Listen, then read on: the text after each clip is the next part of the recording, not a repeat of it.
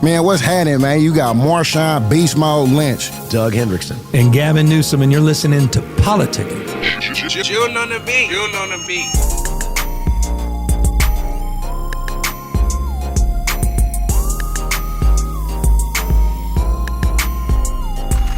Hey, Marshawn and Doug, you know, we got up next, we got another Doug. Doug, how many Dougs are out there? There's not many Dougs. What Doug do we have? Yeah, we got the second gentleman. I'm just telling you, there's never been a second gentleman in history.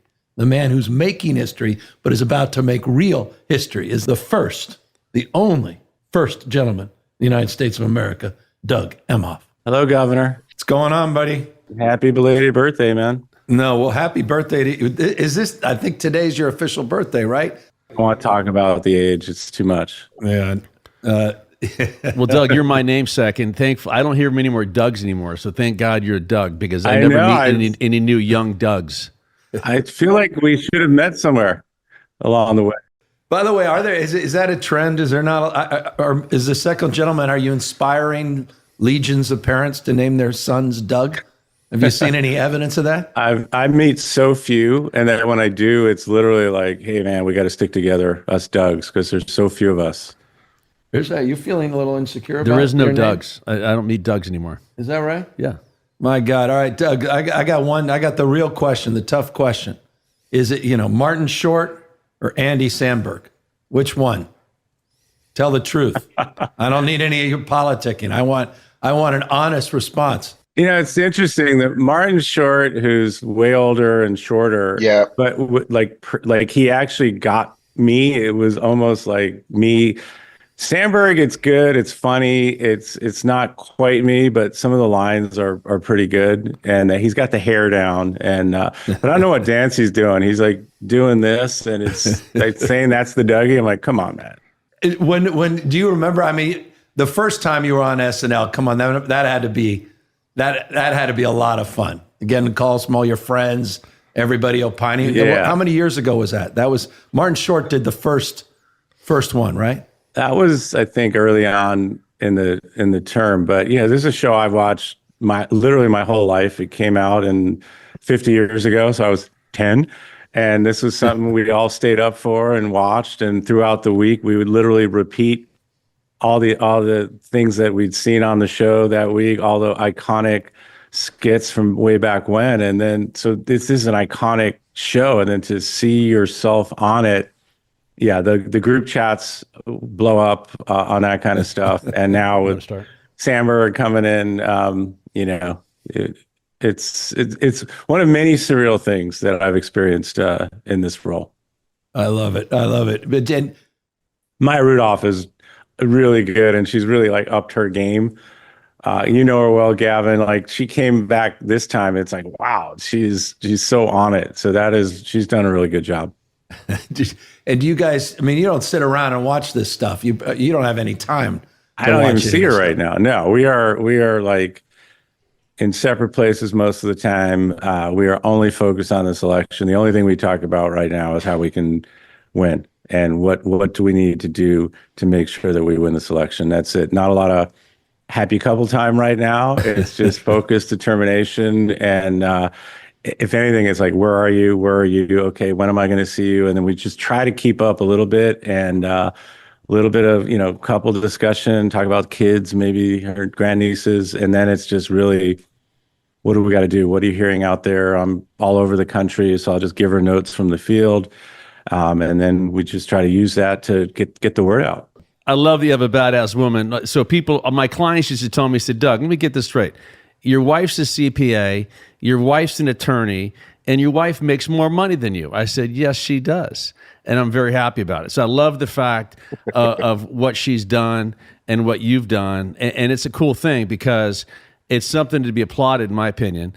And as Marshawn knows, he'd rather call my wife than call me for advice. So we all know where the smarter people lie, and that's your wife and my wife. And I would say the governor's wife, too. I was going to say, Gov married well, too. I know Jennifer's amazing. So to me, it's like an old school thing to support your wife. I mean, I'm ferociously protective of my family, my wife, my kids, our big blended family. And this is just a part of that. I love being an entertainment lawyer. I was good at it. I was successful. I miss it. But when we're there for each other. So when she had this opportunity to get on the Biden-Harris ticket, it was a no-brainer to support her to be vice president, first woman vice president. And it's also been fulfilling to do this. I mean, what you guys have been together, what? It's been over a decade now, right? 2013 when you had that blind date? Yeah, our 10-year wedding anniversary was the night of her DNC speech, August 22nd. So that was 10 years of marriage. We met a couple years before that. So when I met her, Gavin, she was just in her first term as Attorney General. Yeah. And, I knew her, I was a lawyer, so I knew her as our Attorney General, and she had a, pretty incredible reputation as a fearsome prosecutor and Attorney General. So I got set up on a blind date during a client meeting. The client happened to be best friends with Kamala Harris. And by the end of that meeting, I had Kamala Harris's number, and I told the story at the DNC, but that's basically what happened.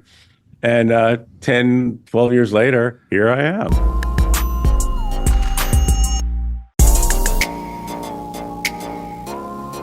Well, Doug, did you know right away? In fact, it was funny. When I met my wife, I met her at some party in San Francisco, and I'm like, who is this girl? I thought she was from Sweden, some model from Sweden that just showed up at this party.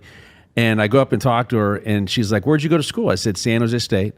And she's like, oh, you guys lost to Kentucky in the tournament a couple years before. I said, oh my God. And then I'm like, I'm done. And so within 30 seconds, I'm all in.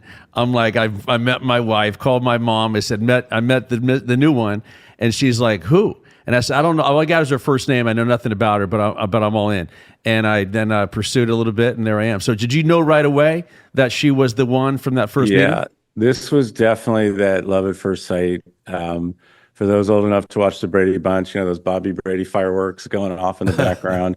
This was like, and we talked on the phone for an hour before the first date, but I picked her up, and it just felt like we had been together and we're going to be together. And by the end of that first night, we were literally already talking about the future and all that stuff. So yeah, and we've literally been together ever since that first date. And that's why it's been tough these last couple of months, where we're so used to being together all the time and not being around each other that much. But again, there's too much at stake to worry about that stuff now. And after the election, we'll have time for that. We'll worry about, but 10 years ago, seriously, can you ever, I know can you ever have imagined being in the position you are now, but did you guys even have early conversations, 2014, 15, 16, that ever even seeded the possibility that you'd be in the position, the two of you, that you are right now? No, when we first met, like I said, she was focused on being Attorney General. She was talking about running again for re-election, which she did. And I don't think it was unopposed. And I said, wow, politics is so easy. I didn't even remember you had an election. And then when the Senate seat came up, she went for that. And that was, I was still working full time. I was in and out. I did a few events here and there, but basically I was not that involved. And that was, that was a decision that she made, and it was something that got me to DC, and I started coming to DC more professionally. And I think it was the rise of Trump when she decided to run for president in 19.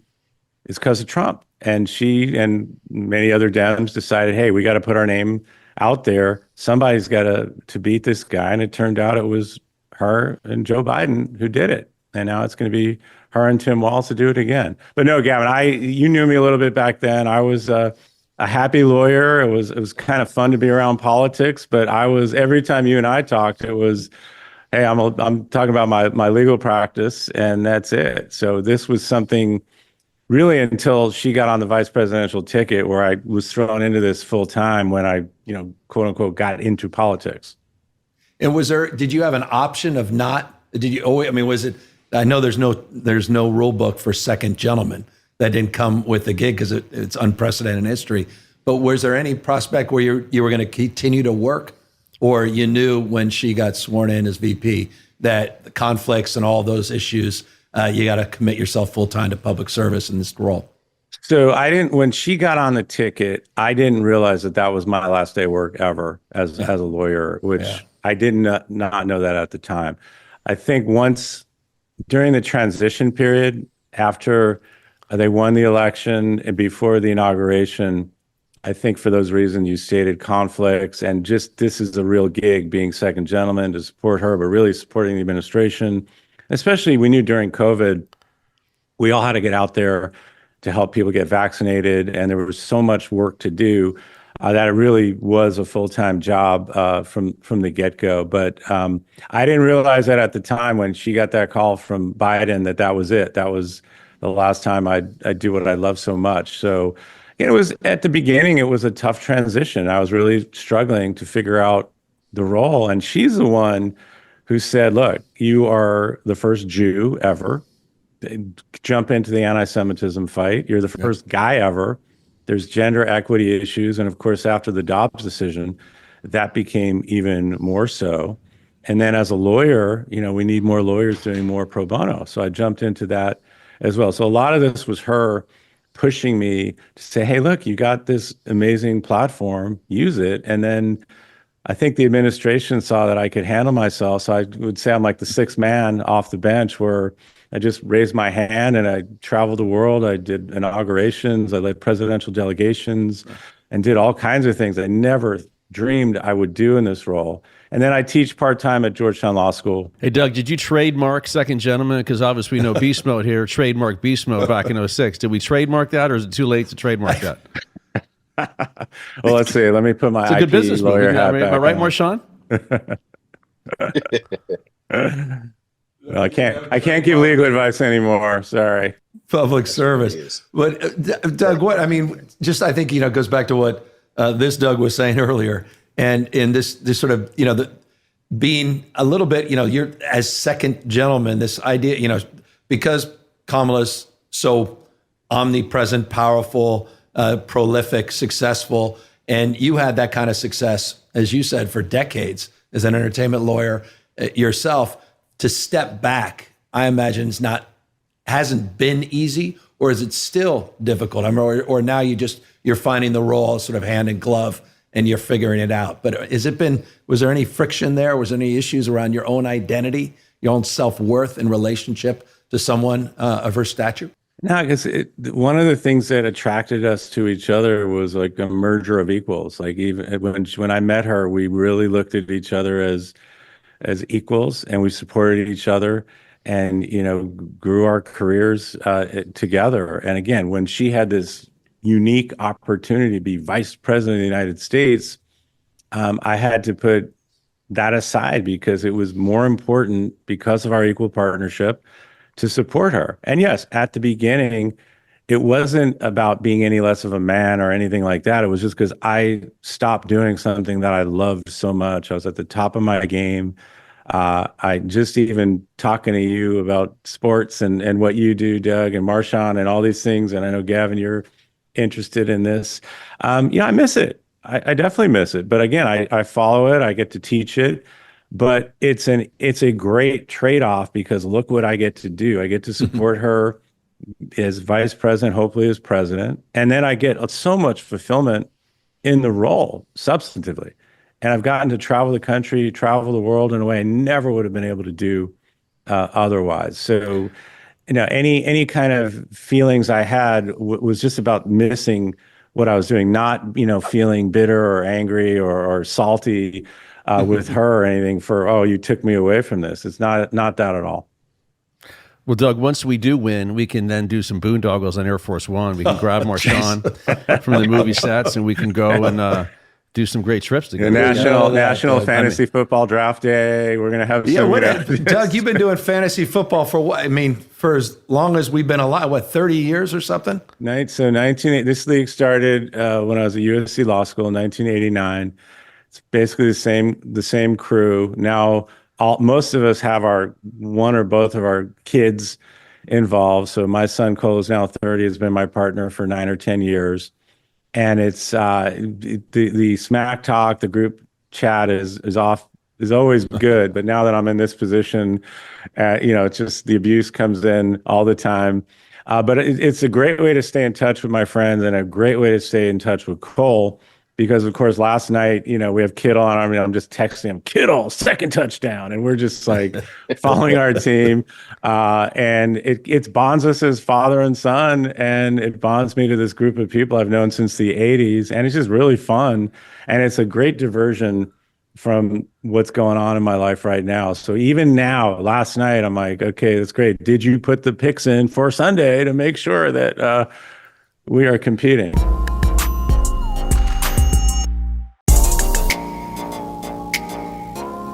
Well, Doug, you'll love this. So my 12-year-old son, again, addicted to fantasy football. I mean, he plays this thing left and right. So a couple Sundays ago, my client, Rashee Rice, gets hurt in the game. Oh, yeah, I saw that. And so during the game, nobody knows how hurt he is. So he's now trying to facilitate a trade with his buddies. And I'm like, no, he's going to be out for the year. You can't trade him. It's like inside information. He's like, I was going to say insider trading. There's no insider trading in fantasy. He's like, well, they're not going to know. I said, well, I know Canyon, but like, it's kind of, do you really want to do that to your friends? Like, I know he's probably going to be out for the year. He's like, well, it's not out in public yet, so I'm going to still trade him. So he traded him to his buddy because ESPN said he might be a week-to-week thing, and I knew it was probably going to be longer, but he still traded him, and his buddy got mad at him a couple of days later, but all good. So it's so funny. So I was in the finals last season, and I only won this thing once in year 2000. So one time, 24 years ago, I just long-suffering owner in this league. So last year we had a great team. We made it to the finals, and I tried to get the other team to tank. And my offer was, we will do this year's draft at the White House if you tank and let me win this trophy. And of course, the draft was not at the White House because they did not tank. And it was more important to kick my butt in fantasy, and that's what happened. So there's couldn't even sway them with that. I love it. By the way, did you guys have any sway? Did you pick Marshawn back in the day in your fantasy football? He always went too high. Yeah, he always went too high, and I don't think I ever had him, and I was always pissed that I didn't have him because I was watching him. So I went to USC, so he was always like, oh, why is that guy so good? For Cal, man, why did he not come to SC, Marshawn? Why? And it was one of those. Carroll, man, that's why I didn't come. No, I never. I looked. I wish he was always so good. What do you mean you always had? Now I'm curious. What do you mean, Pete Carroll? That's your guy. Come on. Yeah, but no, not in college. I don't think I was ready for him. They was having too much fun over there. Yeah. Well, see, I rooted if they weren't playing one of my teams. I was always rooting for Coach Carroll. It's funny how a lot of the SC people you see out there. Look at Sam Darnold, on the Vikings right now. So look, I root for all the Trojans and coaches except if they're playing my team. That is. So Doug, you and the VP are a massive sports fan. So if it's one day in the week and there's an NBA game, a football game, a baseball game, what are you guys watching? Well, she loves her Warriors. So if she's around and if it's for her, it's NBA over. That's right. Like she loves her Warriors, man. And so the Laker Warrior thing is real. It is. The Giant Dodger thing is real. That's next level real. And by the way, that's an issue for you, Doug. One time, Gavin, there's this one like stock photo of me. We went to a Giant game and like, she's like, put this hat on. And it was a Giant hat. And of course that became the Doug and Kamala picture. And every time that thing comes up, I'm like, keep that thing down. And it's all my LA friends are like, by the way, I imagine you've never gotten her in a Dodger hat, have you? I mean, because that ended the campaign. Oh, hell no. Yeah, that's not going to happen. It's so funny, these rivalries. And it's not just her, it's her whole family. So it's got, her extended family is now, texting all the time if it's any LA Bay Area matchup. But, the Rams got him. The Rams got him a couple of weeks ago. That was Doug, good. was she as hurt as Marshawn was when they left Oakland? Yeah. Man. I mean, it's a shame what happened. Doug, you sure do know how to press some buttons, don't you? No, look, she's a daughter of Oakland. I mean, she was born there in Oakland, and yeah. I mean, look, you had a city that had iconic franchises, and now they don't. So it's it's not great. Hey, Doug, I know our time's short, but with everything that is the sort of essential why. And that is what's going on in the next few weeks and what all of us need to be doing so that we don't dream of regretting on election day. You're out there, you're hearing from people directly. In order to really close whatever gaps may be remaining, though, the vice president's looking in a really strong position. But as we say, polls don't vote, people vote. What can we be doing? What do you recommend folks that are listening in, what they can do in the next few weeks to make sure she's successful? Right. We got 20 something days left. So this is it. This is the time to act. So first of all, it's close. It shouldn't be this close, but it is. And people need to not get distracted and kind of see through this haze that Trump has put out there of gaslighting, misinformation, disinformation. He didn't do a good job the first time. He's going to be worse this time. It's going to be dangerous for people. People's lives will not be better. They'll be much worse, let alone who gets to pick the next Supreme Court justices and all the things that will impact people's lives that Kamala's going to be so much better on. So we just need to make sure people are actually paying attention to who they both are. That split screen on the debate, said it all. Kamala's been out there each and every day on a full-blown media blitz. So if anyone wants to know more about her, there's lots of ways to learn more about her and her record and what she stands for and what she fights for, which is you. But right now, it's on the ground. It's a ground game. We're competing in all 7 swing states, and it's literally tied or just about tied, who won up a little bit. But that's it. So people need to understand it's in their hands in these particular states. So I was in Georgia yesterday. I was in Arizona a couple of days before that. I'm in Pennsylvania tomorrow. So we're going right to the locales where these folks have the opportunity to decide who will be the next president and what kind of world and what kind of country the rest of us are going to live in. So that's how we are all spending the remainder of our time, going to where we need to win and just making sure people understand what that binary choice is. And Gavin, I know you've been out there, you're feeling the excitement, and it's intergenerational too. I'm seeing, the grandparents, the parents, and the grandkids all fired up about her and coming out. So we got to turn that enthusiasm into registration and early voting and make sure people are canvassing, knocking on those doors, sending out those messages so we can have a future that we can all live in. And it's not all this chaos and drama that we knew what it was like before.